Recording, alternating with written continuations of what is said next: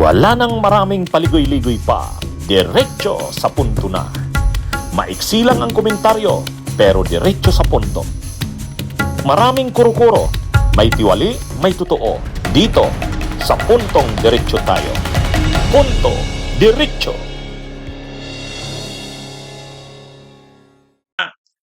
Ano yan? Kumbaga obvious naman na ang ginawa ng opisina ni Sara, pinaglaruan ang confidential funds. At sabi nga ng isang lawyer, habang linalagay siguro nila yung mga pangalan na yun sa acknowledgement receipt, nagtawa sila ng tawa. So ngayon, papalusutin mo yung ganyang panluloko na yan, pambubudol na yan. Insulto yan sa atin. Alam mo naman na linuloko nila tayo. Alam natin na linuloko nila tayo.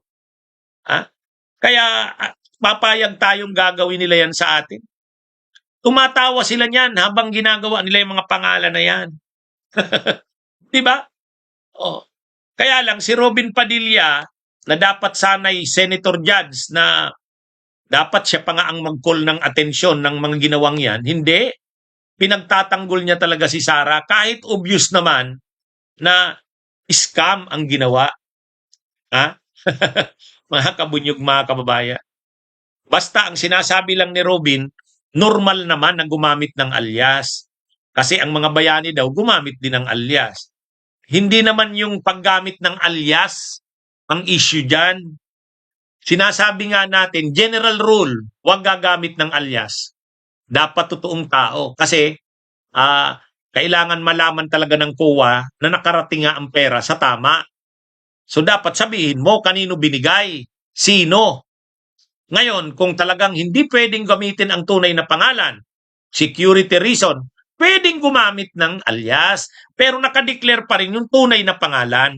Doon sa acknowledgement receipt, wala ang tunay na pangalan, alias, pero nakadeposito sa opisina yung mga tunay na pangalan yan. Ganun yung ginawa ba nila yan? Hindi.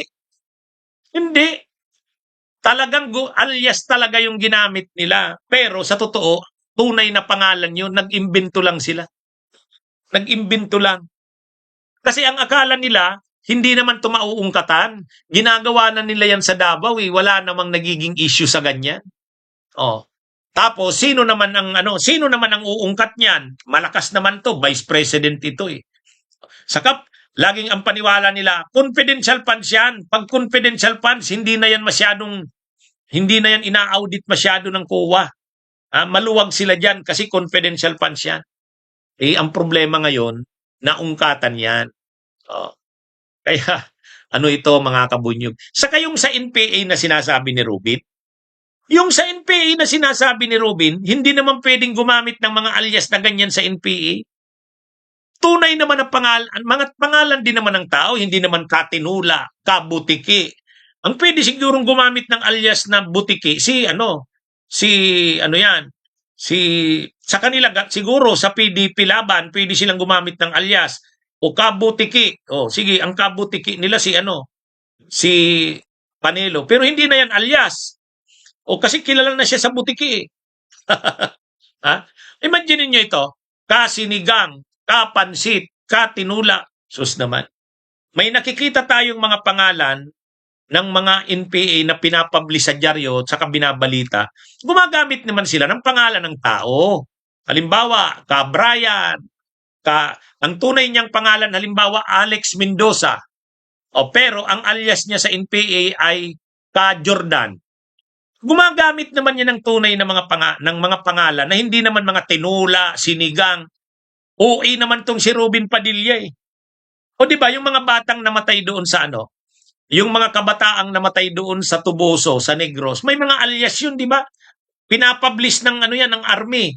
Pag may napatay ang army o may nahuli, linalagay nila alias doon. Ang alias bang nandun, Tinula? Ang alias bang nandun, Sinigang?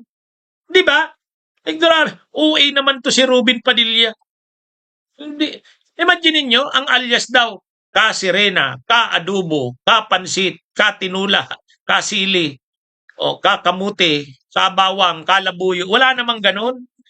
Kahit sa NPA, pag may nahuhuli o kaya may napapatay, tapos nalaman ng military ang tunay na pangalan, halimbawa, Lorna Di Guzman alias Nena. Ta Nena. Ang iba pang pangalang ginagamit, Ka Hazel. Linalagay ng NPA yun. Ay linalagay ng Army yun. Halimbawa, si Bernabe Buscaino alias Kadante. Di ba? Di ba? Hindi naman yan gumagamit ng tinula, katinula, OA. Ha? Ano to eh? Hindi, sa totoo lang mga kabunyog, masyadong OA si Ruben Padilla. Akala mo magaling. Akala mo naman, di ba? Tama po kayo. Even in the news, when reporting, the alias is mentioned after the real name. Kung nga, naglalagay ako eh. Ricky Enzo Recto Tumutorgo. Di ba? Dinideclare ko yung pangalan ko.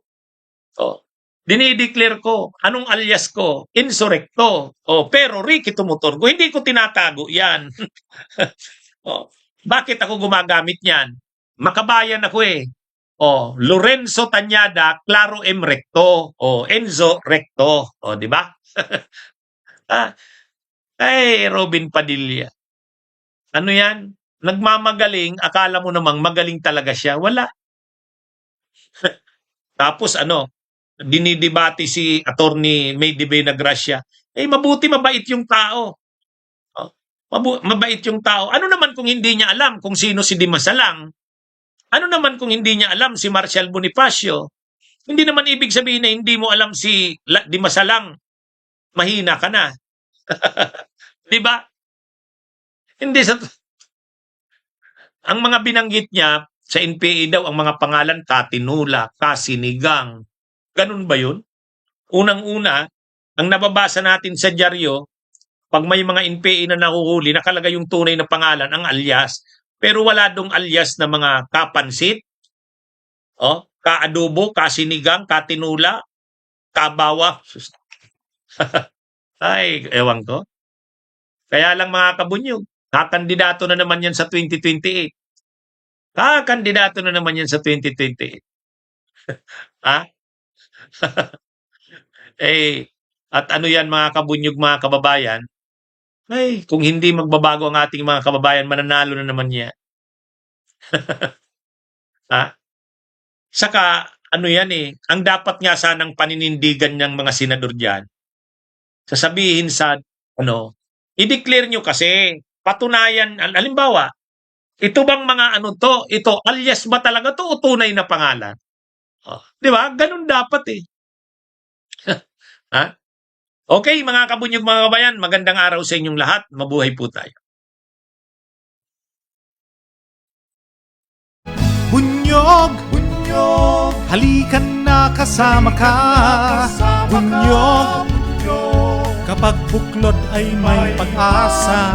Luzon, Visayas, Mindanao, isa ang pananaw. Sa bagong Pilipinas ang bunyog isisigaw.